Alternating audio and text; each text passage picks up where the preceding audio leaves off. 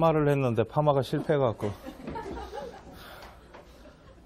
어찌할 바를 모르고 있습니다. 지금 저도 이렇게 나올 줄 몰랐습니다. 네. 처음에 머리 감았을 땐 깜짝 놀랐습니다. 아줌마 앞에 앉아있어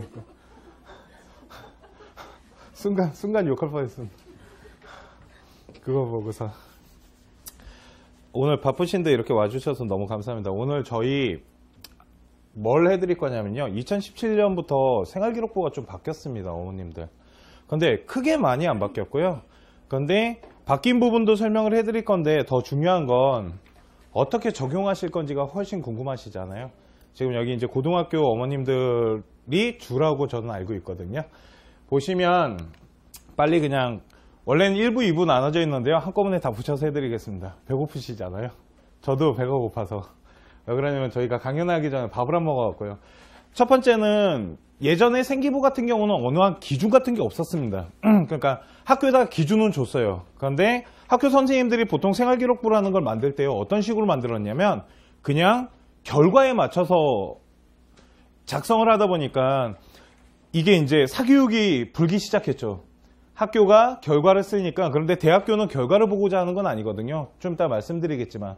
그러다 보니까 이제는 어떠한 방침이 내려간 겁니다. 이제부터는 추상적인 단어 쓰지 말고, 그리고 결과론적으로 쓰지 말고 아이가 뭘 했는지 쓰라고. 그게 지금 학교에다가 알려준 지시예요. 그런데 그러면 써가야 될 거 아니에요. 보통 써오라고 하잖아요, 학교에서. 그러다 보니까 그 부분에 대해서 오늘 좀 간략하게 설명을 좀 해드리겠습니다. 그래서 첫 번째는 결과에서 과정으로 바뀌었다는 게 뭐냐면, 이제는 뭐뭐 했어요 라고 쓰지 말고 어떠한 과정을 거쳤다고, 그게 정말 보고 싶다라는 거죠, 대학교는. 그러니까 거기에 맞춰서 쓰고, 계기에서 이제 과정 중심으로 바뀌었다고 보시면 됩니다. 그리고 세부 능력 특기사항이 되게 중요해요, 어머님들. 세부 능력 특기사항 같은 경우는 솔직히 우리가 건드릴 수가 없습니다. 아십니까? 그런데 몇몇 학교는 써오라고 합니다. 되게 좋은 학교라고 저는 맨날 평가를 하는데, 보통은 담당 과목 선생님들이 써주시는데요. 요번에 여기 S고등학교에서 한번 문제가 됐던 게 뭐냐면, 영어 선생님께서 정규 1등부터 정규 꼴찌까지 동일하게 써주셨어요. 한 줄. 그래서 그게 문제가 됐는데, 그게 왜 문제가 되냐면요, 어머님. 대학교에서 학업 역량이라는 걸 봅니다. 오늘 제가 그 부분을 말씀을 드릴게요. 대학교는요, 어머님, 아이를 4가지로 뽑으세요. 첫 번째는 발전 가능성, 두 번째는 전공 적합성, 세 번째는 학업 역량, 네 번째는 인성인데, 이게 되게 추상적으로 말하다 보니까 어머님들이 뭘 준비할지 잘 모르시는 것 뿐이지, 대학교에서는 이걸 뽑는 기준서는 다 만들어 놨거든요. 그러면 학업 역량이란 건 뭐냐면, 어머님들은 보통 아이가 성적표를 갖고 오게 되면은 그 성적표 갖고 뭐라 하시잖아요. 야, 이게 등급이 이게 뭐야, 이게 숫자가 어머. 그런데 어머님, 숫자만 중요한 게 아니라는 거예요. 대학교에서는 학생부 종합전형이라는 건 교과전형과 다르게 그 단순 숫자만 보지는 않습니다. 그러다 보니까 대학교에서 좀 중요시 보는 게 뭐냐면 세부 능력 특기사항이거든요.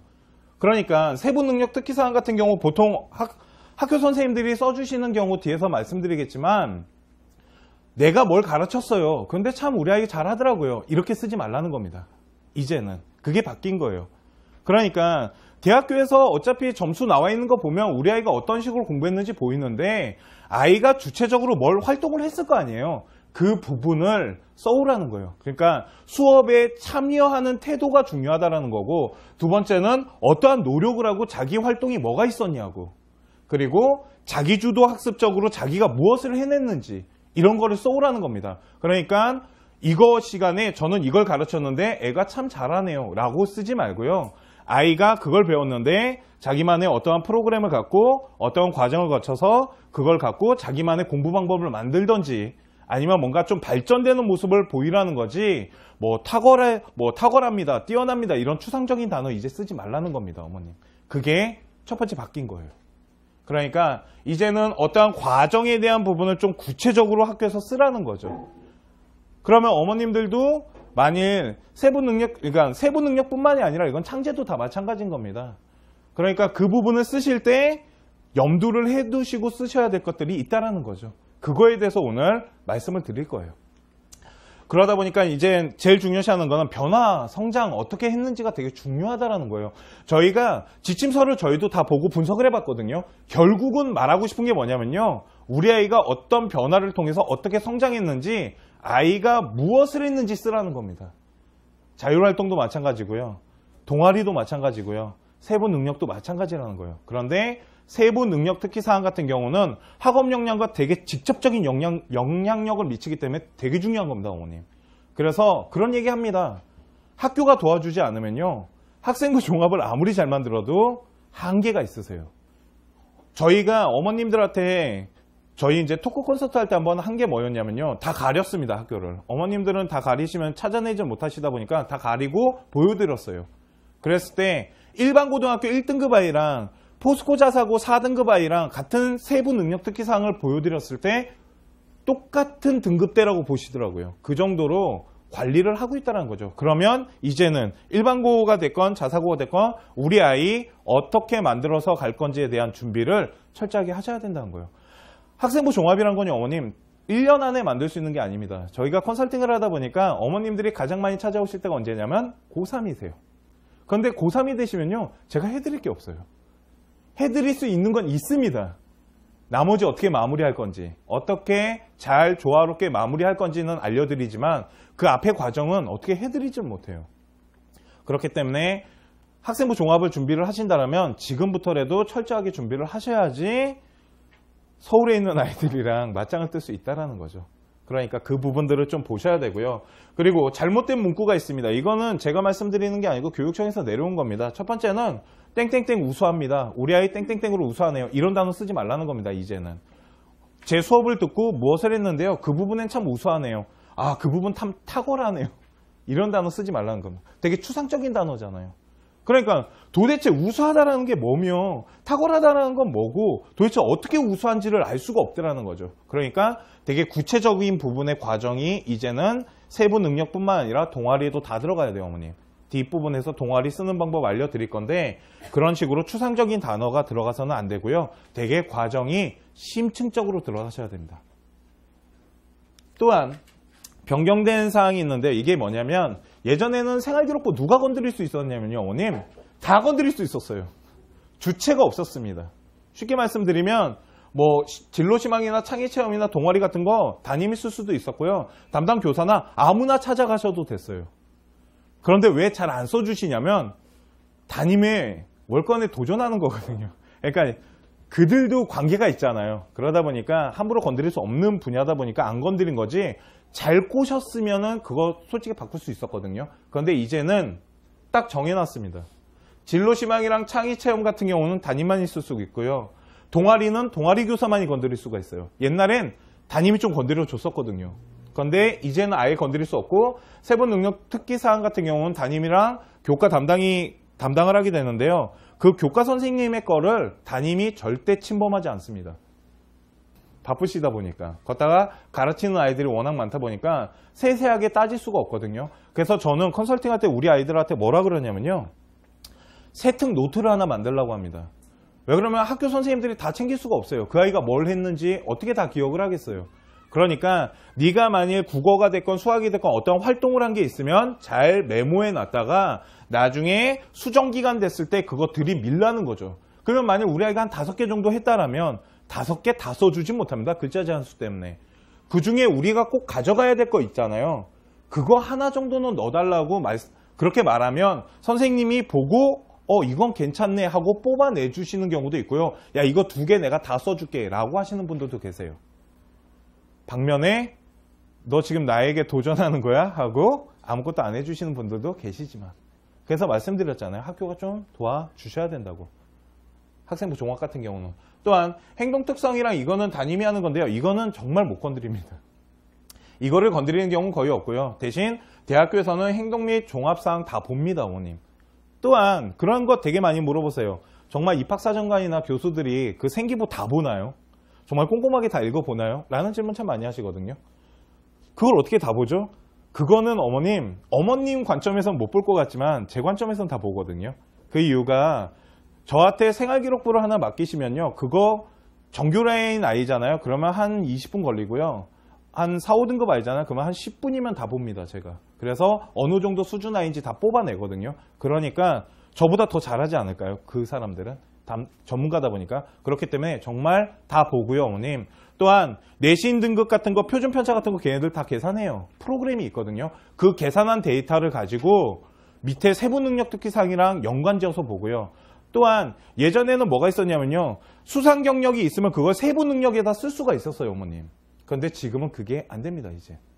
그러니까 그런 것들이 다 막혔어요. 그러니까 그 부분에 있어서 우리가 가져가야 될 부분을 잘 체크를 하셔야 된다는 거죠. 그래서 학업 역량 같은 경우는요, 어머님 가장 많이 보는 거는 세부 능력이랑 성적표예요. 이 두 가지를 가장 많이 보신다고 보시면 되고요. 두 번째는 발전 가능성이라는 말이 있습니다, 어머님. 그 발전 가능성이 뭐냐면 아이가 발전해 가는 모습이에요, 어머님. 1학년 때보다 2학년이 훨씬 발전하고 2학년 때보다 3학년 때 훨씬 발전하는 모습인데 그거는요, 어머님 전체 생활기록부에서 다 찾아볼 수 있어요. 성적이 올랐다거나 아니면은 어떠한 수상 내역이 점점 발달해서 가거나 그런 부분들을 다 대학교에서는 하나의 평가의 기준을 세워놓고 보거든요. 그게 생활기록부예요, 어머님. 그러니까 생활기록부는 다시 말씀드리겠지만 대학교를 보낼 수 있게끔 만드시면 돼요. 또한 변화된 생기부 사항이 있는데요. 그리고 동아리 선생님에 대해서 잠깐 말씀드리면요. 그런 생각이 좀 들어요. 동아리를 만일 어머님 CA가 있고, 그러니까 정식 동아리가 있고요, 어머님. 자율 동아리가 있잖아요. 자율 동아리는 조금씩 바꿔서 가셔도 됩니다. 발전 가능성 만들 때 자율 동아리 진짜 많이 이용하거든요, 저희도. 대신 CA는 그대로 가시는 게 좋아요. CA를 그대로 가져가시면요, 두 가지 좋은 점이 있는데요. 첫 번째는 그 동아리 선생님이랑 친해지겠죠, 아이가. 3년을 같이 지냈으니까. 그러니까 우리 아이에 대해서 정말 잘 아세요.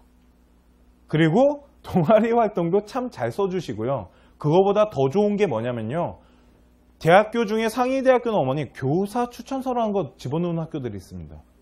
그거를 꼭 담임이 쓰실 필요가 없어요, 어머님. 그래서 보통 친한 강사한테 쓰라 그래요. 그래야지 되게 형식적으로 안 쓰세요. 그래서 저는 3년짜리 동아리 선생님한테 참 많이 부탁해요. 그러면 정말 그 아이를 사랑하는 마음이 거기 배어나와요. 제가 봐도. 그래서 그렇게 3년짜리 선생님들을 하나씩 만들어 놓는 것도 되게 좋으십니다. 그게 가장 좋은 게요, 동아리예요. 또한 변경된 사항이 뭐냐면요, 어머님 장래희망입니다. 장래희망 부분이 바뀌었는데요. 첫 번째는 어머님들 거에는 제가 다 넣어드렸는데 예전에는 특기나 흥미란이 있었는데요. 일단 폐지됐습니다. 저희 특기는 독서고요. 저는 아버지 따라 골프를 좀 쳐봤고요. 그래서 그런 거 써놓은데 일단 그게 필요가 없고요. 두 번째는 학부모님 장래희망이 폐지됐습니다. 좋으시죠? 왜 그러냐면 학부모님 장래가 뭐가 중요하냐는 거죠. 근데 솔직히 저희는 되게 슬픈 거죠. 예전에는 이것 때문에 면접 유도라는 걸 하나 했었거든요. 그러니까 우리 아이는 변호사인데 어머님은 의사인 거죠. 그러면은 면접관이 물어봅니다. 엄마 어떻게 꼬셨냐고. 그렇게 유도하기 위해서 일부러 다르게도 썼었는데 일단은 학부모님 장래희망은 폐지됐고요. 그리고 장래희망이 이제는 구체적 직업이 나타나셔야 됩니다. 예전에는요, 어머님 되게 거시적으로 만들었어요. 되게 흐리멍텅하게 만들어 놓고 나중에 학과를 갖다 붙이기 위해서 좀 거시적인 관점으로 가는데 이젠 그건 안 됩니다. 딱 직업군이 있는 직업을 쓰셔야 돼요. 그래서 생각을 해봤습니다. 이걸 어떻게 하면 좀 폭넓게 갈 수 있을까? 그런데 개수 제한은 없습니다. 그러니까 이제는 직업군을 늘리세요. 그랬다가 좁혀가시면 돼요, 어머님. 그런 식으로 하시고요. 그리고 여기 혹시 의대 준비하시는 분들 계십니까? 의대는요, 어머님 함부로 쓰시면 안 됩니다. 1학년 때. 그러니까 1학년 때 의사라는 단어를 썼다라는 건 우리 아이는 일단 정규 라인이어야 되는 거고요. 내신 같은 경우는 단순 숫자가 되게 중요합니다. 의대는요, 어머님. 의대 가는 방법 두 가지가 있거든요. 첫 번째는 학생부 종합을 진짜 잘 만드는 거고요. 또 하나는 단순 숫자 잘 만드시면 됩니다. 단순 숫자 잘 만들면 지방의대 가는 거고요. 학생부 종합 기가 막히게 만들면 서울 안에 있는 대학에 가시는 거예요.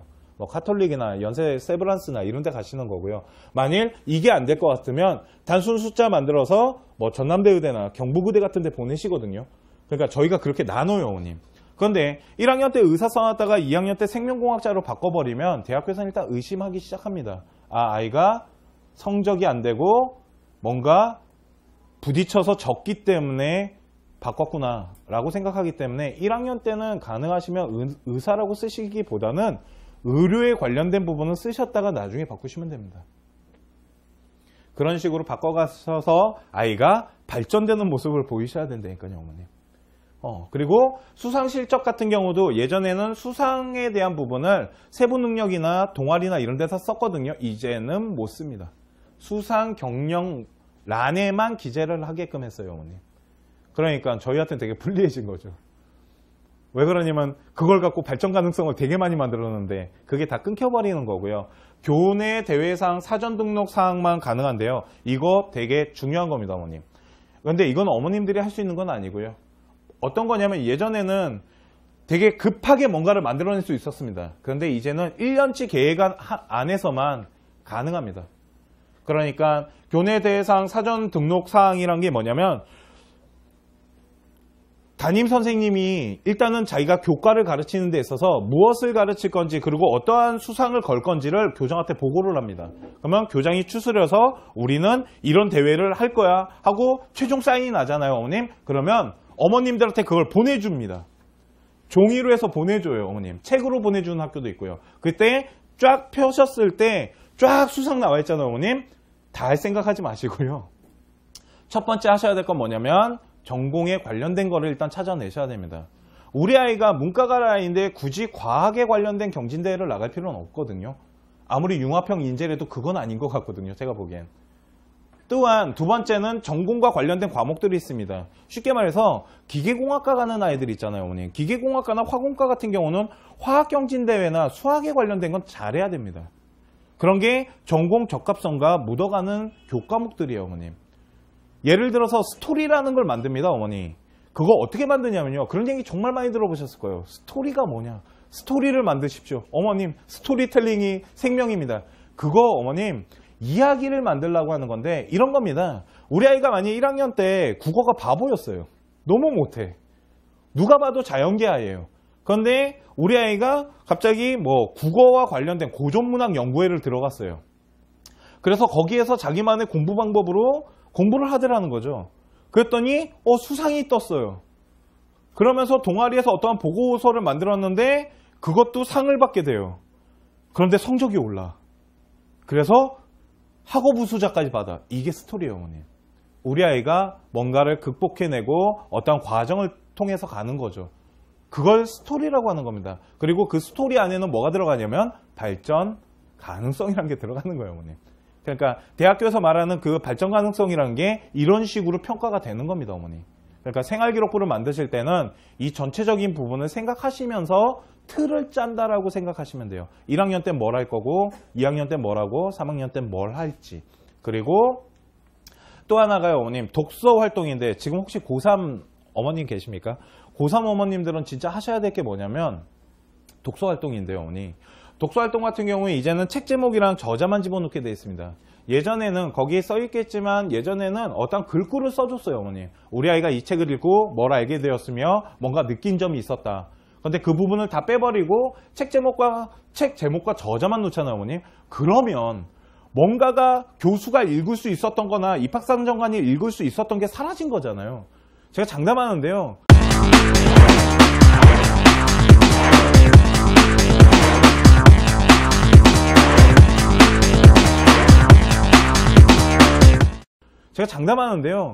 다 그러진 않겠지만 많은 학교에서 분명 면접 때 독서에 대한 부분을 체크를 할 거예요, 이러면.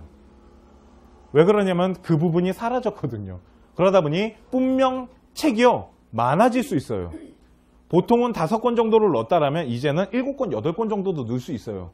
왜 그러냐면 칸수가 줄었기 때문에. 그러면 대학교에서는 진짜 그 책을 읽었는지 안 읽었는지 확인을 해야 되거든요. 특히 어문 계열 가시는 분들은 진짜 준비 잘 하셔야 되고요. 특히 국어국문과 가시는 아이들은 독서 라인 다 준비해 가셔야 돼요. 예전에 중앙대학교 미디어 커뮤니케이션 집어넣었던 아이가요. 중앙대학교는 이 교수를 랜덤하게 돌립니다. 전공 교수가 안 들어오고 국어국문과 교수 들어와갖고요. 책만 물어보다 나갔습니다. 그래서 아이가 책만 얘기하다 나왔는데 몇 개 잘못 말했는데도 일단 붙긴 붙었거든요. 그러면서 제가 좀 느낀 게 있지만 하여튼 독서 활동 같은 경우 고3 아이라면 정말 준비를 철저하게 하셔야 돼요. 또한 이거는 좀 이따 방송 끄고 말씀드릴게요. 하나를 말씀드리고 싶은 게 있는데 이거는 방송을 타면 안 되기 때문에 좀 이따 끌 겁니다. 저거 그 뒷부분에 몇 개 해드릴 건데요. 이게 지금 찍히고 있거든요. 어머님 일어나셔서 D 누르시면요 유튜브에 얼굴 공개하시는 겁니다. 또한 소논문 제도가 폐지됐습니다. 어머님 이제는 소논문이라는 단어를 아예 생기부에다 집어넣을 수가 없으세요. 그래서 교육청에 물어봤습니다. 근데 이 교육청마다 또 얘기가 다 다릅니다. 어머님 교육부에서는 똑같은 얘기를 분명 내려보냈을 텐데 교육청마다 그거를 지시 내리는 게 좀 다른데 5군데에 물어봤는데 공통점만 좀 찾아낸 게 뭐냐면 일단 소논문이라는 단어는 못 쓰게 돼 있습니다. 어디에도 쓰시면 감점 처리가 아니고요 아웃되세요. 그러니까 넣지 마셔야 되고요. 그러다 보니까 학교에다 말한 겁니다. 소논문이라는 단어를 빼. 대신 아이들이 활동보고서나 연구보고서 같은 건 해도 돼 라고 지시 내렸거든요. 그래서 제가 몇몇 학교를 조사를 좀 했습니다. 좀 친한 학교를 중심으로 조사를 했는데 일단은 지도교사 참여 프로젝트 해야 됩니다. 쉽게 말해서 어머니 사교육 이거 소논문 왜 폐지했냐면 사교육 때문에 그래요. 강남권에 있는 아이들이 쓸데없는 논문들이 많아졌거든요. 걷다가 아이가 말도 안 되는 연구를 해와요. 미생물 분포대를 데이터를 돌려서 해왔는데 그 데이터 돌리려면요 몇 천만 원짜리 장비가 필요하답니다. 그러니까 집에 그게 있을까요 과연? 그러니까 두 가지를 의심한 거죠. 첫 번째는 대학교랑 조인을 맺지 않은 이상 그걸 못하는데 그런 거를 할 수 있는 사설기관들이 있더라는 거죠. 그걸 통해서 해갖고 몇백만 원씩 내면서 소논문을 만드니까 그런 것들이 나타나니까 대학교에서는 첫 번째 발표한 게 뭐였냐면요. 이제는 어떠한 아무런 이유 없이 나타나는 소논문은 보지 않겠습니다라고 말한 게 성균관대를 기점으로 몇 개 학교였고요. 두 번째는 고려대학교는 아예 보지 않겠습니다. 그런데 거기서는 그렇게 말을 합니다. 안 봤어. 그런데 스토리상 아이가 뭔가 결과물을 만든 거니까 본 거야. 그게 왜 소논문이야? 아이의 결과물인 거지. 그러면 또 저희가 할 말이 없거든요. 그렇게 만드셔야 됩니다.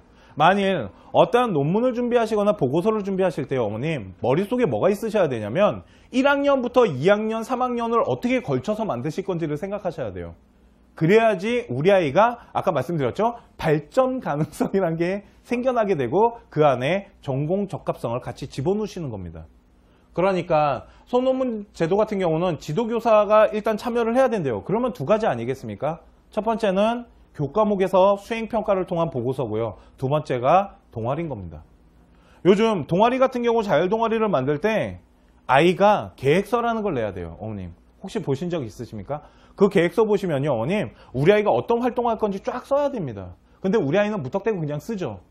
근데 저는 컨설팅하는 입장으로서 아이한테 그런 얘기합니다. 네 마음대로 다 써도 돼. 무슨 활동 네 마음대로 다 해.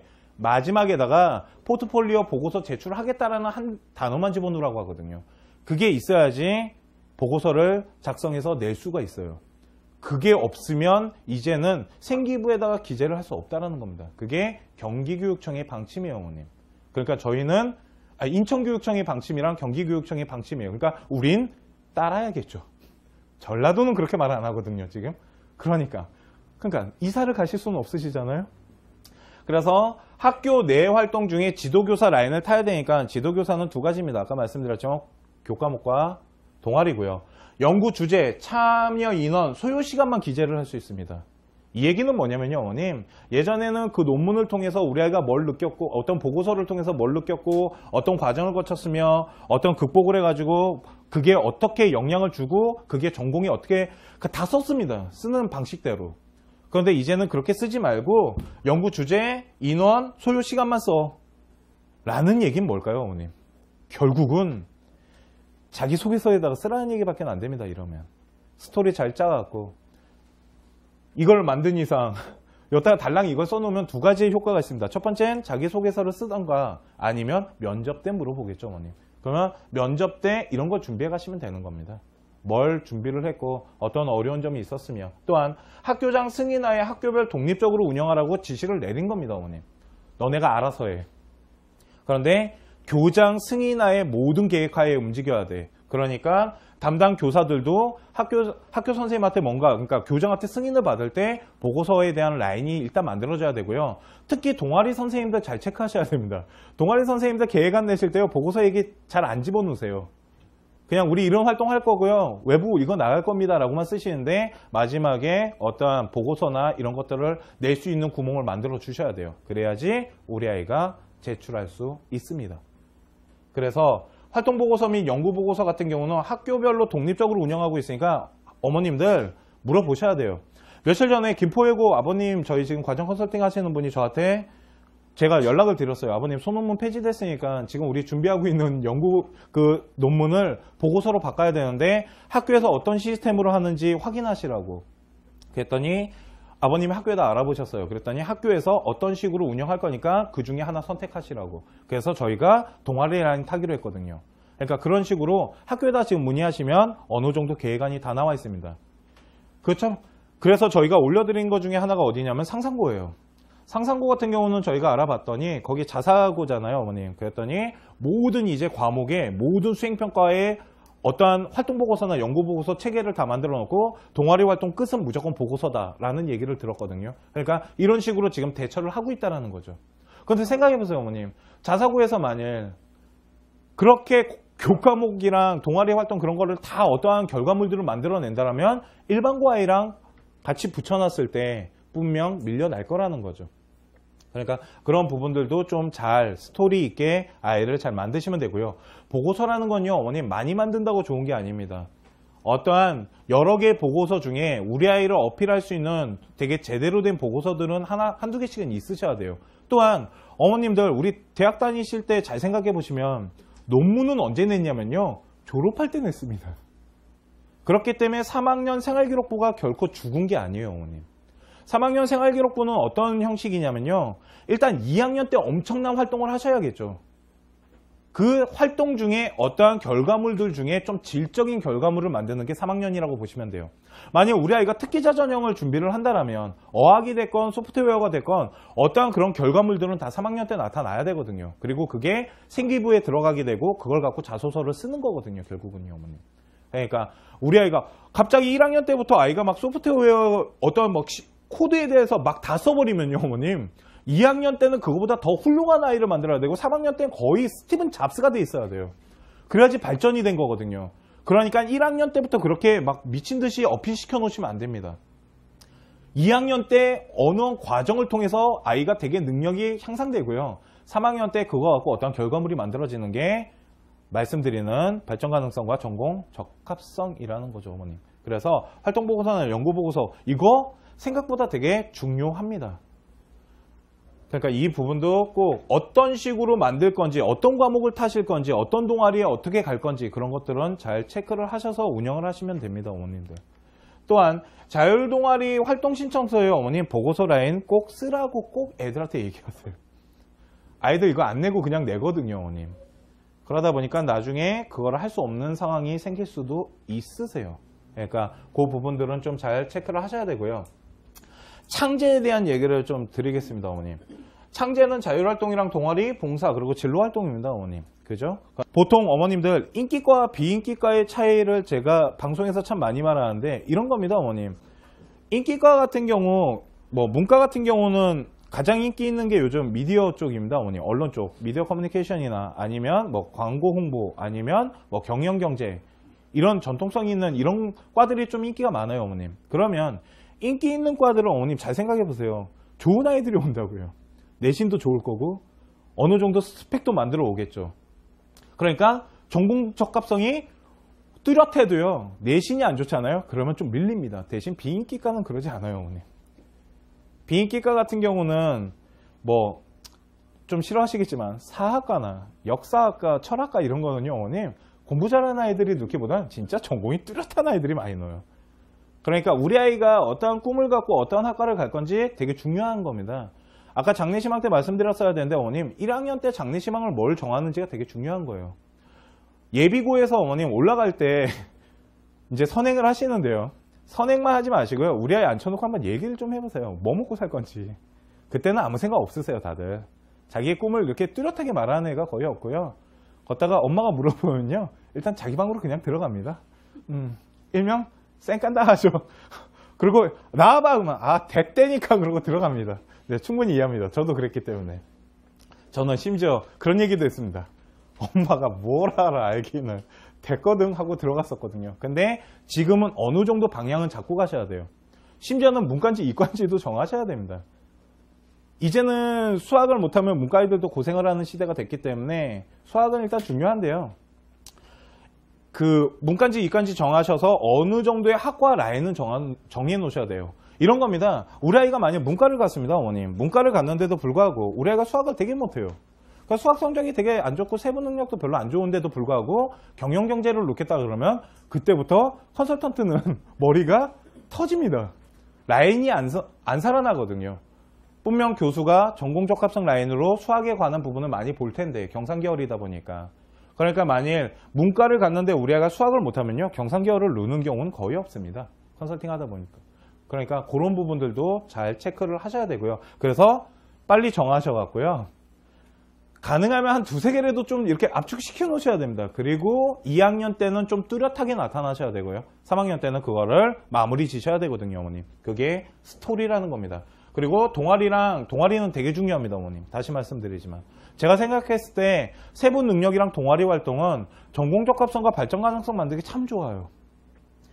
그래서 어머님 얘기 들어보셨습니까? 과학 동아리는 요즘 서울대 가기보다 힘들다라는, 일명 엄청난 경쟁률을 가지고 있다라는. 왜 그러냐면 전공 적합성 살리기 참 좋거든요, 과학 동아리라는 게. 떨어지시잖아요? 실망하지 마세요, 어머님. 독서 동아리 들어가시면 됩니다. 독서 동아리 들어가서 과학책 읽으시면 되죠, 뭐.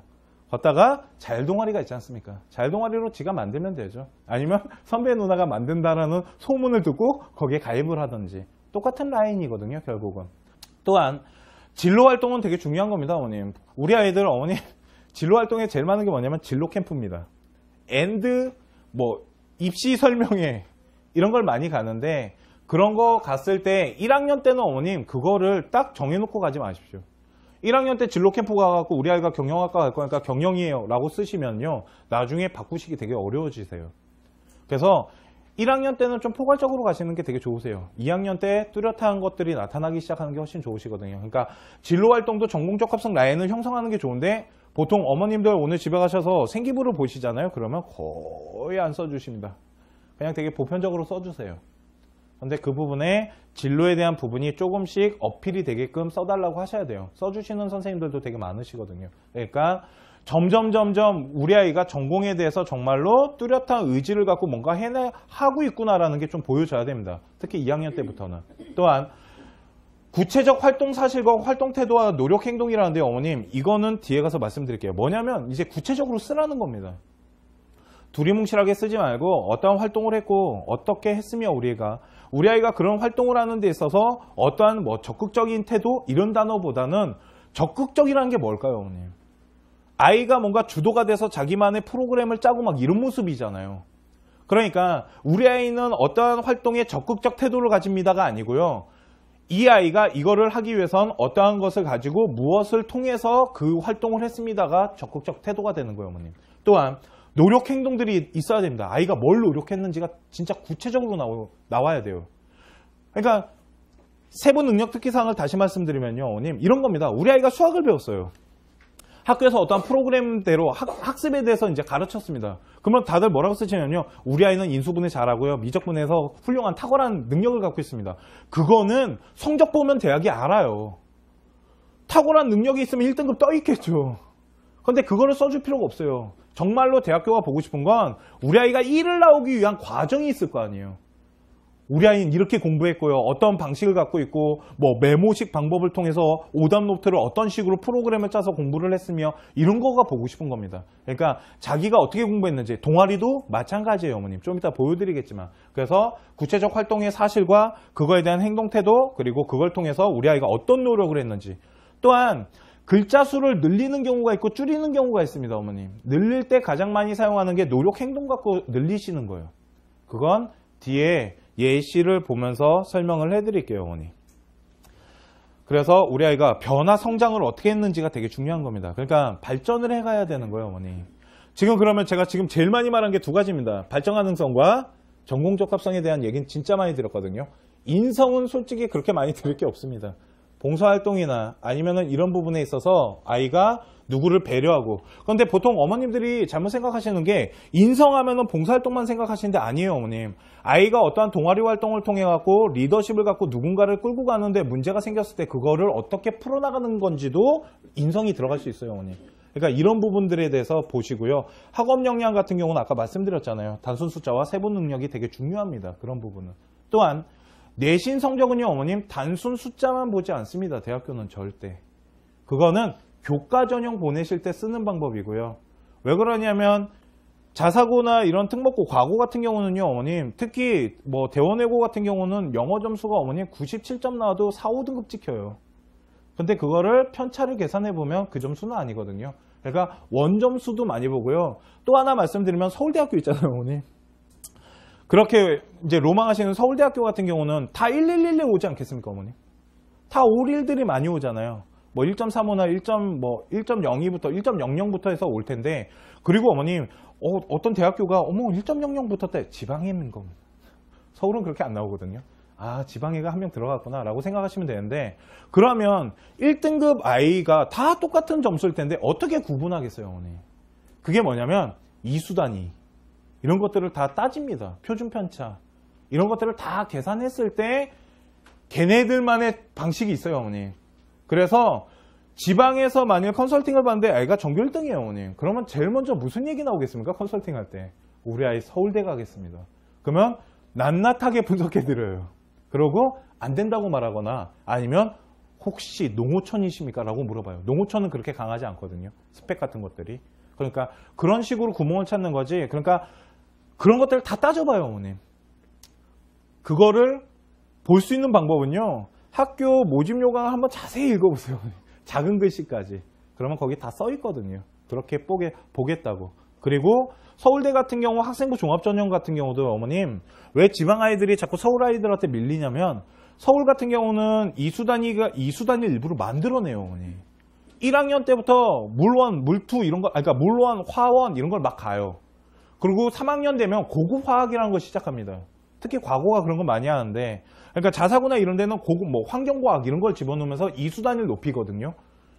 그래야지 그 아이가 높은 점수를 받을 수 있어요, 어머니.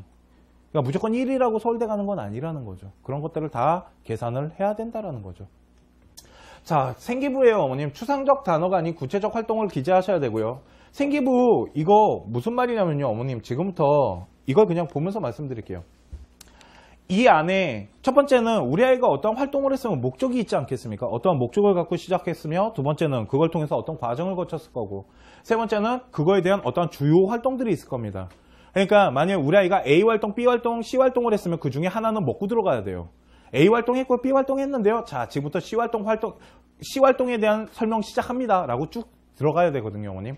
또한 문제가 발생하면은 그 문제에 대해서 어떤 식으로 극복을 했으며, 그 극복을 통해서 우리 아이가 어떻게 발전했습니다. 그래서 전공에 한 걸음 더 다가섰답니다. 라는 게 생기부 안에 다 들어가셔야 되는데요. 이거를 써오라고 하는 학교가 있고요. 학교 선생님이 써주는 학교가 있는데요. 써오라고 하는 학교는 지금부터 잘 보시면 됩니다, 어머님. 동아리를 2개를 넣어드렸습니다, 제가. 이거 세특도 이런 식으로 쓰시는 건데요. 동아리가 2개인데요. 여기에서 어머님 하나 물어보겠습니다. 어머님, 우리 아이가 독서진로반이랑 고전문학 동아리입니다. 딱 보면 국어국문과 갈 친구입니다. 그죠? 둘 중에 어머님이 만약 자식이 국어국문과 갈 겁니다. 자기소개서라는 걸 써야 됩니다. 동아리 라인에서. 둘 중에 어느 거 갖고 쓰면 좋을까요? 자소서 라인 쓰실 때. 얘는 3년짜리입니다. 얘는 자율동아리예요. 어떤 게 좋을까요? 독서 동아리가 좋을까요? 독서 진로반이 나을까요? 고전문학이 자소서 쓰기 좋을까요?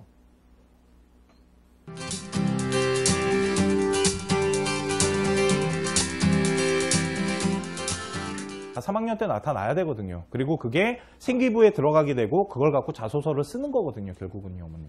그러니까 우리 아이가 갑자기 1학년 때부터 아이가 막 소프트웨어 어떤 막 코드에 대해서 막 다 써버리면요, 어머님. 2학년 때는 그거보다 더 훌륭한 아이를 만들어야 되고 3학년 때는 거의 스티븐 잡스가 돼 있어야 돼요. 그래야지 발전이 된 거거든요. 그러니까 1학년 때부터 그렇게 막 미친 듯이 어필시켜 놓으시면 안 됩니다. 2학년 때 어느 과정을 통해서 아이가 되게 능력이 향상되고요. 3학년 때 그거 갖고 어떤 결과물이 만들어지는 게 말씀드리는 발전 가능성과 전공 적합성이라는 거죠, 어머님. 그래서 활동보고서나 연구보고서 이거 생각보다 되게 중요합니다. 그러니까 이 부분도 꼭 어떤 식으로 만들 건지, 어떤 과목을 타실 건지, 어떤 동아리에 어떻게 갈 건지 그런 것들은 잘 체크를 하셔서 운영을 하시면 됩니다, 어머님들. 또한 자율동아리 활동신청서에 어머님 보고서 라인 꼭 쓰라고 꼭 애들한테 얘기하세요. 아이들 이거 안 내고 그냥 내거든요, 어머님. 그러다 보니까 나중에 그걸 할 수 없는 상황이 생길 수도 있으세요. 그러니까 그 부분들은 좀 잘 체크를 하셔야 되고요. 창제에 대한 얘기를 좀 드리겠습니다, 어머님. 창제는 자율활동이랑 동아리, 봉사, 그리고 진로활동입니다, 어머님. 그죠? 보통 어머님들 인기과 비인기과의 차이를 제가 방송에서 참 많이 말하는데 이런 겁니다, 어머님. 인기과 같은 경우, 뭐 문과 같은 경우는 가장 인기 있는 게 요즘 미디어 쪽입니다, 어머님. 언론 쪽, 미디어 커뮤니케이션이나 아니면 뭐 광고 홍보, 아니면 뭐 경영 경제 이런 전통성 있는 이런 과들이 좀 인기가 많아요, 어머님. 그러면 인기 있는 과들은 어머님 잘 생각해 보세요. 좋은 아이들이 온다고요. 내신도 좋을 거고 어느 정도 스펙도 만들어 오겠죠. 그러니까 전공 적합성이 뚜렷해도요, 내신이 안 좋잖아요. 그러면 좀 밀립니다. 대신 비인기과는 그러지 않아요, 어머님. 비인기과 같은 경우는 뭐 좀 싫어하시겠지만 사학과나 역사학과, 철학과 이런 거는요, 어머님 공부 잘하는 아이들이 넣기보다는 진짜 전공이 뚜렷한 아이들이 많이 넣어요. 그러니까 우리 아이가 어떠한 꿈을 갖고 어떠한 학과를 갈 건지 되게 중요한 겁니다. 아까 장래희망 때 말씀드렸어야 되는데 어머님 1학년 때 장래희망을 뭘 정하는지가 되게 중요한 거예요. 예비고에서 어머님 올라갈 때 이제 선행을 하시는데요. 선행만 하지 마시고요. 우리 아이 앉혀놓고 한번 얘기를 좀 해보세요. 뭐 먹고 살 건지. 그때는 아무 생각 없으세요, 다들. 자기의 꿈을 이렇게 뚜렷하게 말하는 애가 거의 없고요. 걷다가 엄마가 물어보면요, 일단 자기 방으로 그냥 들어갑니다. 일명 쌩깐다 하죠. 그리고 나와봐 그러면 아 됐대니까 그러고 들어갑니다. 네, 충분히 이해합니다. 저도 그랬기 때문에. 저는 심지어 그런 얘기도 했습니다. 엄마가 뭘 알아 알기는 됐거든 하고 들어갔었거든요. 근데 지금은 어느 정도 방향은 잡고 가셔야 돼요. 심지어는 문과인지 이과인지도 정하셔야 됩니다. 이제는 수학을 못하면 또한 변경된 사항이 있는데 이게 뭐냐면 예전에는 생활기록부 누가 건드릴 수 있었냐면요, 어머님 다 건드릴 수 있었어요. 주체가 없었습니다. 쉽게 말씀드리면 뭐 진로희망이나 창의체험이나 동아리 같은 거 담임이 쓸 수도 있었고요. 담당 교사나 아무나 찾아가셔도 됐어요. 그런데 왜 잘 안 써주시냐면 담임의 월권에 도전하는 거거든요. 그러니까 그들도 관계가 있잖아요. 그러다 보니까 함부로 건드릴 수 없는 분야다 보니까 안 건드린 거지, 잘 꼬셨으면은 그거 솔직히 바꿀 수 있었거든요. 그런데 이제는 딱 정해놨습니다. 진로희망이랑 창의체험 같은 경우는 담임만 있을 수 있고요. 동아리는 동아리 교사만이 건드릴 수가 있어요. 옛날엔 담임이 좀 건드려 줬었거든요. 그런데 이제는 아예 건드릴 수 없고 세부 능력 특기 사항 같은 경우는 담임이랑 교과 담당을 하게 되는데요. 그 교과 선생님의 거를 담임이 절대 침범하지 않습니다. 바쁘시다 보니까. 걷다가 가르치는 아이들이 워낙 많다 보니까 세세하게 따질 수가 없거든요. 그래서 저는 컨설팅할 때 우리 아이들한테 뭐라 그러냐면요, 세특 노트를 하나 만들라고 합니다. 왜 그러면 학교 선생님들이 다 챙길 수가 없어요. 그 아이가 뭘 했는지 어떻게 다 기억을 하겠어요. 그러니까 네가 만일 국어가 됐건 수학이 됐건 어떤 활동을 한 게 있으면 잘 메모해 놨다가 나중에 수정기간 됐을 때 그거 들이밀라는 거죠. 그러면 만약 우리 아이가 한 5개 정도 했다라면 5개 다 써주지 못합니다. 글자 제한수 때문에. 그 중에 우리가 꼭 가져가야 될 거 있잖아요.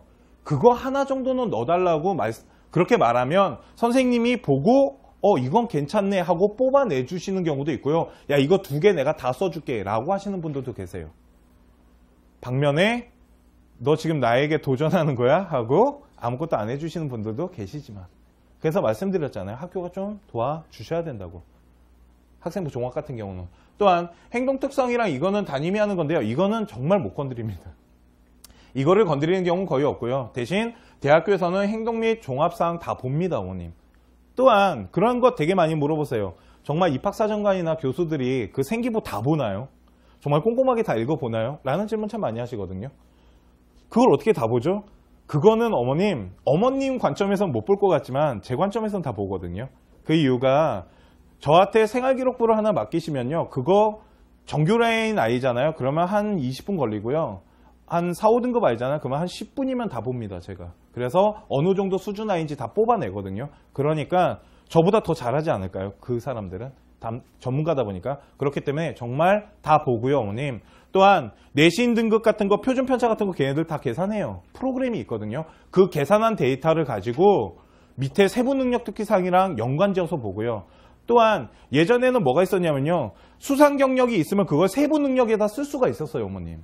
그런데 지금 CA를 그대로 가져가시면요. 두 가지 좋은 점이 있는데요. 첫 번째는 그 동아리 선생님이랑 친해지겠죠, 아이가. 3년을 같이 지냈으니까. 그러니까 우리 아이에 대해서 정말 잘 아세요. 그리고 동아리 활동도 참 잘 써주시고요. 그거보다 더 좋은 게 뭐냐면요.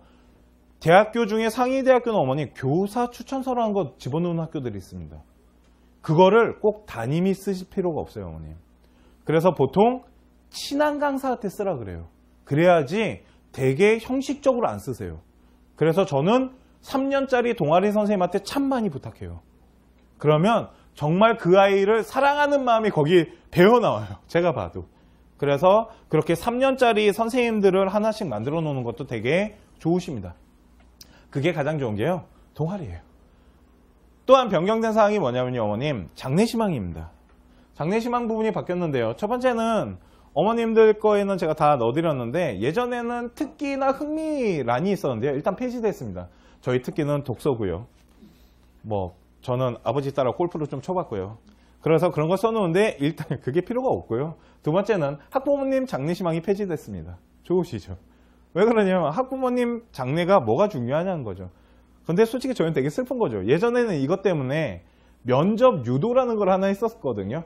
그러니까 우리 아이는 변호사인데 어머님은 의사인 거죠. 그러면은 면접관이 물어봅니다. 엄마 어떻게 꼬셨냐고요. 그렇게 유도하기 위해서 일부러 다르게도 썼었는데 일단은 학부모님 장래희망은 폐지됐고요. 그리고 장래희망이 이제는 구체적 직업이 나타나셔야 됩니다. 예전에는요, 어머님 되게 거시적으로 만들었어요. 되게 흐리멍텅하게 만들어 놓고 나중에 학과를 갖다 붙이기 위해서 좀 거시적인 관점으로 가는데 이젠 그건 안 됩니다. 딱 직업군이 있는 직업을 쓰셔야 돼요. 그래서 생각을 해봤습니다. 이걸 어떻게 하면 좀 폭넓게 갈 수 있을까? 그런데 개수 제한은 없습니다. 그러니까 이제는 직업군을 늘리세요. 그랬다가 좁혀가시면 돼요, 어머님. 그런 식으로 하시고요. 그리고 여기 혹시 의대 준비하시는 분들 계십니까? 의대는요, 어머님 함부로 쓰시면 안 됩니다. 1학년 때. 그러니까 1학년 때 의사라는 단어를 썼다라는 건 우리 아이는 일단 정규 라인이어야 되는 거고요. 내신 같은 경우는 단순 숫자가 되게 중요합니다. 의대는요, 어머님. 의대 가는 방법 두 가지가 있거든요. 첫 번째는 학생부 종합을 진짜 잘 만드는 거고요. 또 하나는 단순 숫자 잘 만드시면 됩니다. 단순 숫자 잘 만들면 지방의대 가는 거고요. 학생부 종합 기가 막히게 만들면 서울 안에 있는 대학에 가시는 거예요. 카톨릭이나 연세 세브란스나 이런 데 가시는 거고요. 만일 이게 안 될 것 같으면 단순 숫자 만들어서 전남대의대나 경북의대 같은 데 보내시거든요. 그러니까 저희가 그렇게 나눠요, 어머님. 그런데 1학년 때 의사 써놨다가 2학년 때 생명공학자로 바꿔버리면 대학교에 들어갈 수 있어요, 어머님. 그러니까 이런 부분들에 대해서 보시고요. 학업 역량 같은 경우는 아까 말씀드렸잖아요. 단순 숫자와 세부 능력이 되게 중요합니다. 그런 부분은. 또한 내신 성적은요, 어머님 단순 숫자만 보지 않습니다. 대학교는 절대. 그거는 교과 전형 보내실 때 쓰는 방법이고요. 왜 그러냐면 자사고나 이런 특목고 과고 같은 경우는요, 어머님 특히 대원외고 같은 경우는 영어 점수가 어머님 97점 나와도 4, 5등급 찍혀요. 근데 그거를 편차를 계산해 보면 그 점수는 아니거든요. 그러니까 원점수도 많이 보고요. 또 하나 말씀드리면 서울대학교 있잖아요, 어머님. 그렇게 이제 로망하시는 서울대학교 같은 경우는 다 111에 오지 않겠습니까, 어머님? 다 5일들이 많이 오잖아요. 1.35나 1.02부터 1.00부터 해서 올 텐데, 그리고 어머님 어떤 대학교가 1.00부터 때 지방에 있는 겁니다. 서울은 그렇게 안 나오거든요. 아, 지방애가 한 명 들어갔구나 라고 생각하시면 되는데, 그러면 1등급 아이가 다 똑같은 점수일 텐데 어떻게 구분하겠어요, 어머니? 그게 뭐냐면 이수단위 이런 것들을 다 따집니다. 표준 편차 이런 것들을 다 계산했을 때 걔네들만의 방식이 있어요, 어머니. 그래서 지방에서 만약 컨설팅을 받는데 아이가 전교 1등이에요, 어머니. 그러면 제일 먼저 무슨 얘기 나오겠습니까? 컨설팅 할 때 우리 아이 서울대 가겠습니다. 그러면 낱낱하게 분석해드려요. 그러고 안 된다고 말하거나 아니면 혹시 농어촌이십니까? 라고 물어봐요. 농어촌은 그렇게 강하지 않거든요. 스펙 같은 것들이.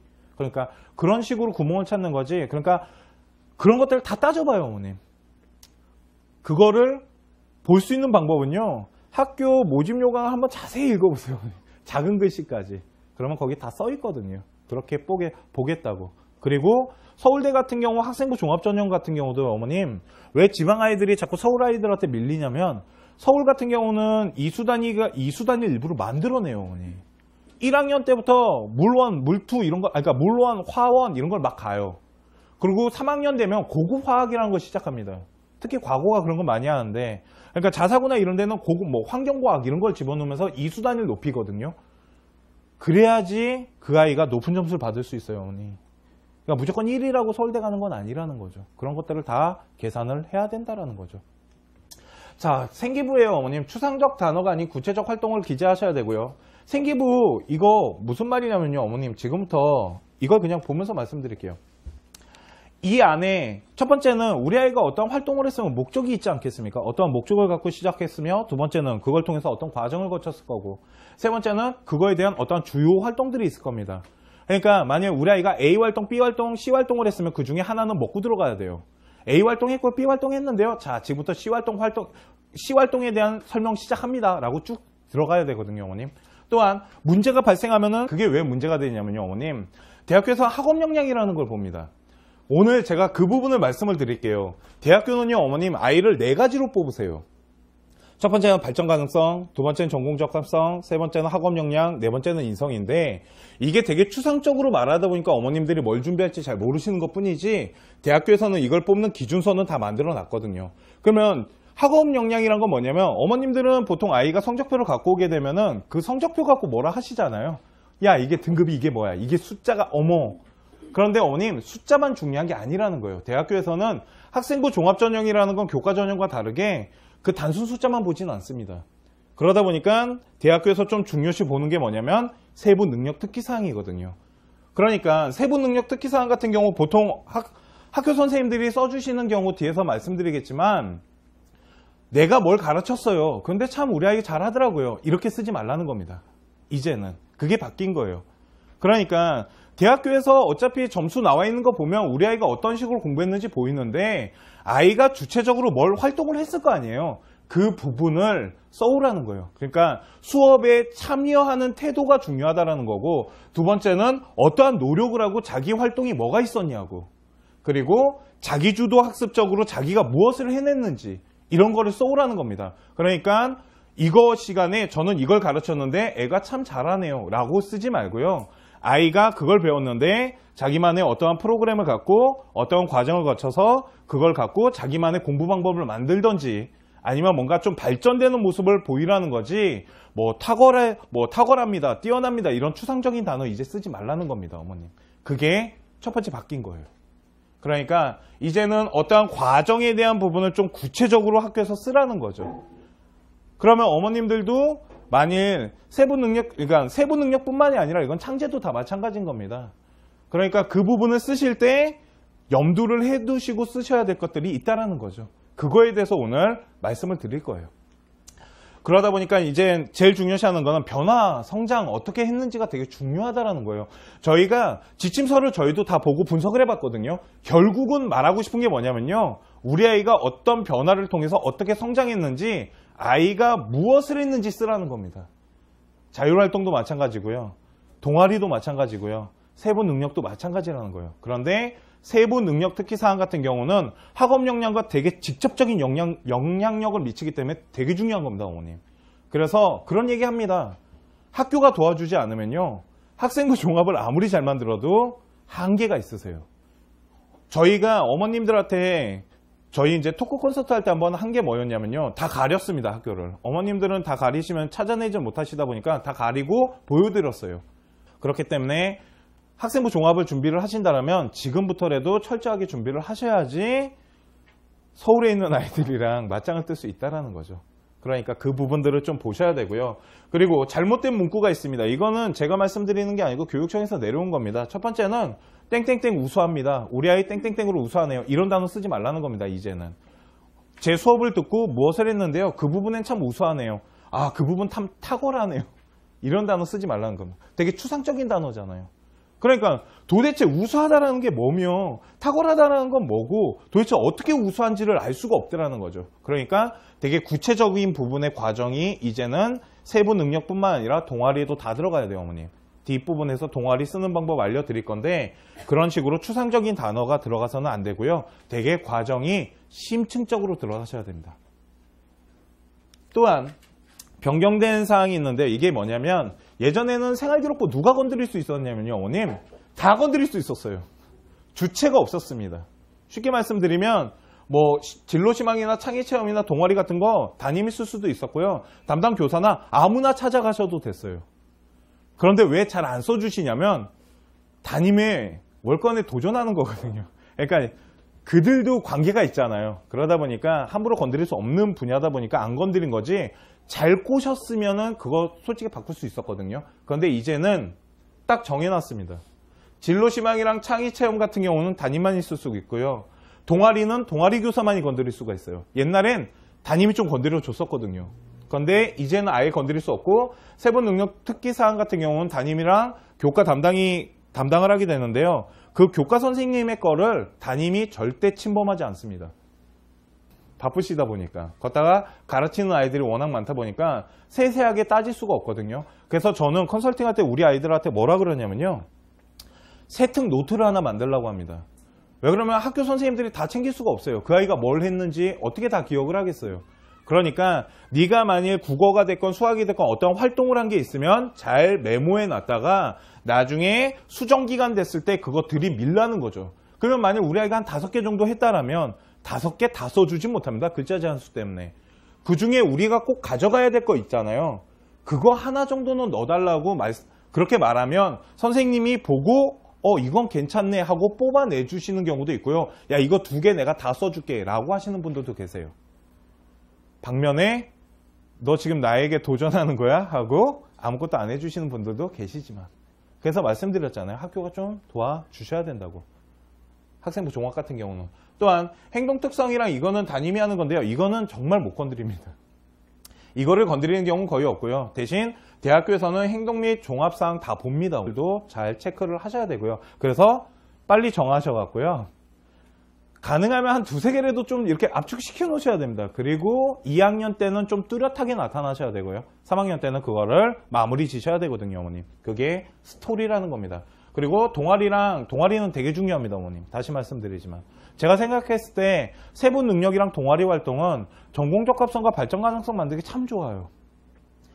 그래서 어머님 얘기 들어보셨습니까? 과학 동아리는 요즘 서울대 가기보다 힘들다라는 일명 엄청난 경쟁률을 가지고 있다라는. 왜 그러냐면 전공 적합성 살리기 참 좋거든요. 과학 동아리라는 게. 떨어지시잖아요? 실망하지 마세요, 어머님. 독서 동아리 들어가시면 됩니다. 독서 동아리 들어가서 과학책 읽으시면 되죠, 뭐. 걷다가 잘 동아리가 있지 않습니까? 잘 동아리로 지가 만들면 되죠. 아니면 선배 누나가 만든다라는 소문을 듣고 거기에 가입을 하든지. 똑같은 라인이거든요, 결국은. 또한 진로 활동은 되게 중요한 겁니다, 어머님. 우리 아이들 어머님 진로 활동에 제일 많은 게 뭐냐면 진로 캠프입니다. 입시 설명회 이런 걸 많이 가는데 그런 거 갔을 때 1학년 때는 어머님 그거를 딱 정해놓고 가지 마십시오.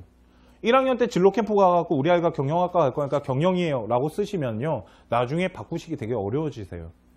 그래서 1학년 때는 좀 포괄적으로 가시는 게 되게 좋으세요. 2학년 때 뚜렷한 것들이 나타나기 시작하는 게 훨씬 좋으시거든요. 그러니까 진로 활동도 전공 적합성 라인을 형성하는 게 좋은데 보통 어머님들 오늘 집에 가셔서 생기부를 보시잖아요. 그러면 거의 안 써주십니다. 그냥 되게 보편적으로 써주세요. 근데 그 부분에 진로에 대한 부분이 조금씩 어필이 되게끔 써달라고 하셔야 돼요. 써주시는 선생님들도 되게 많으시거든요. 그러니까 점점 우리 아이가 전공에 대해서 정말로 뚜렷한 의지를 갖고 뭔가 하고 있구나라는 게 좀 보여져야 됩니다. 특히 2학년 때부터는. 또한 구체적 활동 사실과 활동 태도와 노력 행동이라는데 어머님 이거는 뒤에 가서 말씀드릴게요. 뭐냐면 이제 구체적으로 쓰라는 겁니다. 두리뭉실하게 쓰지 말고 어떠한 활동을 했고 어떻게 했으며 우리 아이가 그런 활동을 하는 데 있어서 어떠한 적극적인 태도 이런 단어보다는 적극적이라는 게 뭘까요, 어머님? 아이가 뭔가 주도가 돼서 자기만의 프로그램을 짜고 막 이런 모습이잖아요. 그러니까 우리 아이는 어떠한 활동에 적극적 태도를 가집니다가 아니고요. 이 아이가 이거를 하기 위해선 어떠한 것을 가지고 무엇을 통해서 그 활동을 했습니다가 적극적 태도가 되는 거예요, 어머님. 또한 노력 행동들이 있어야 됩니다. 아이가 뭘 노력했는지가 진짜 구체적으로 나와야 돼요. 그러니까 세부 능력 특기사항을 다시 말씀드리면요, 어머님, 이런 겁니다. 우리 아이가 수학을 배웠어요. 학교에서 어떠한 프로그램대로 학습에 대해서 이제 가르쳤습니다. 그러면 다들 뭐라고 쓰시냐면요, 우리 아이는 인수분해 잘하고요, 미적분해에서 훌륭한 탁월한 능력을 갖고 있습니다. 그거는 성적 보면 대학이 알아요. 직접적인 영향력을 미치기 때문에 되게 중요한 겁니다, 어머님. 그래서 그런 얘기 합니다. 학교가 도와주지 않으면요, 학생부 종합을 아무리 잘 만들어도 한계가 있으세요. 저희가 어머님들한테 저희 이제 토크 콘서트 할 때 한번 한 게 뭐였냐면요, 다 가렸습니다, 학교를. 어머님들은 다 가리시면 찾아내지 못하시다 보니까 다 가리고 보여드렸어요.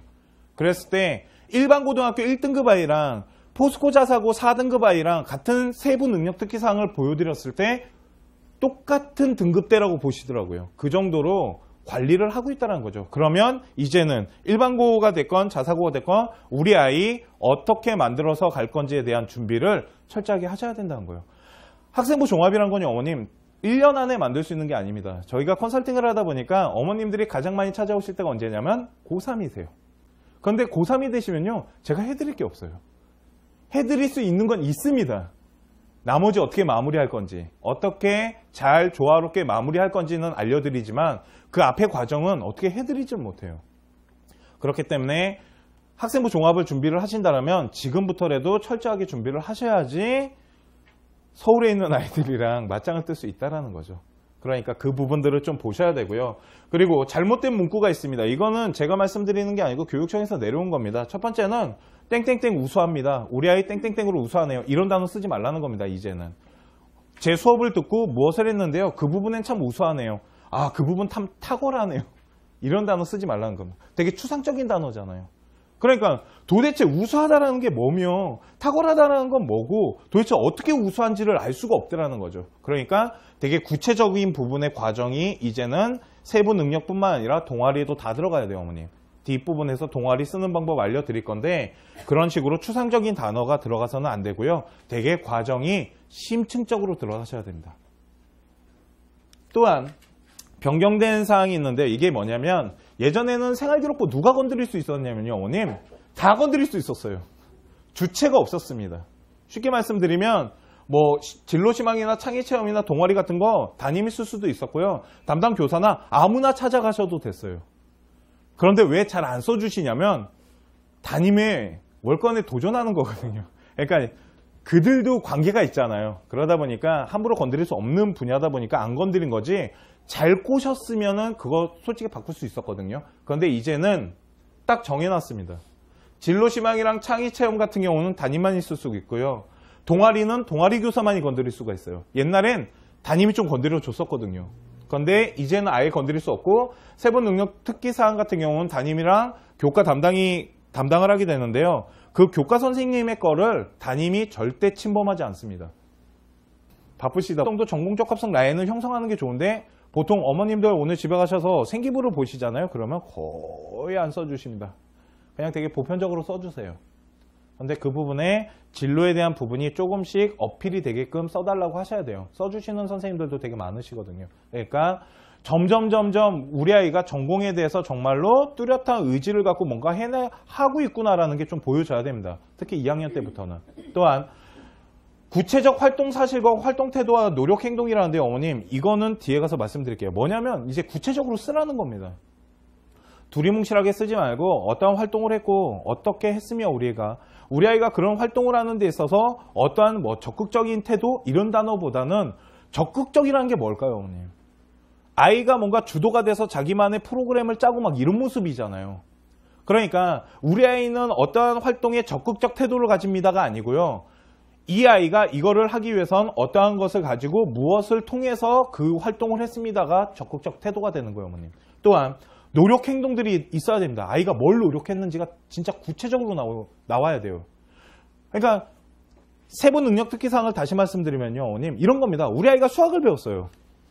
학교에서 어떠한 프로그램대로 학습에 대해서 이제 가르쳤습니다. 그러면 다들 뭐라고 쓰시냐면요. 우리 아이는 인수분해 잘하고요. 미적분해에서 훌륭한 탁월한 능력을 갖고 있습니다. 그거는 성적 보면 대학이 알아요. 탁월한 능력이 있으면 1등급 떠 있겠죠. 근데 그거를 써줄 필요가 없어요. 정말로 대학교가 보고 싶은 건 우리 아이가 1을 나오기 위한 과정이 있을 거 아니에요. 우리 아이는 이렇게 공부했고요. 어떤 방식을 갖고 있고 뭐 메모식 방법을 통해서 오답 노트를 어떤 식으로 프로그램을 짜서 공부를 했으며 이런 거가 보고 싶은 겁니다. 그러니까 자기가 어떻게 공부했는지 동아리도 마찬가지예요. 어머님. 좀 이따 보여드리겠지만 그래서 구체적 활동의 사실과 그거에 대한 행동 태도 그리고 그걸 통해서 우리 아이가 어떤 노력을 했는지 또한 글자 수를 늘리는 경우가 있고 줄이는 경우가 있습니다. 어머님. 늘릴 때 가장 많이 사용하는 게 노력 행동 갖고 늘리시는 거예요. 그건 뒤에 예시를 보면서 설명을 해드릴게요. 어머니. 그래서 우리 아이가 변화 성장을 어떻게 했는지가 되게 중요한 겁니다. 그러니까 발전을 해가야 되는 거예요. 어머니. 지금 그러면 제가 지금 제일 많이 말한 게 두 가지입니다. 발전 가능성과 전공 적합성에 대한 얘기는 진짜 많이 드렸거든요. 인성은 솔직히 그렇게 많이 들을 게 없습니다. 봉사활동이나 아니면은 이런 부분에 있어서 아이가 누구를 배려하고. 그런데 보통 어머님들이 잘못 생각하시는 게 인성하면은 봉사활동만 생각하시는데 아니에요. 어머님. 아이가 어떠한 동아리 활동을 통해 갖고 리더십을 갖고 누군가를 끌고 가는데 문제가 생겼을 때 그거를 어떻게 풀어나가는 건지도 인성이 들어갈 수 있어요. 어머님. 그러니까 이런 부분들에 대해서 보시고요. 학업 역량 같은 경우는 아까 말씀드렸잖아요. 단순 숫자와 세분 능력이 되게 중요합니다. 그런 부분은. 또한 내신 성적은요. 어머님 단순 숫자만 보지 않습니다. 대학교는 절대.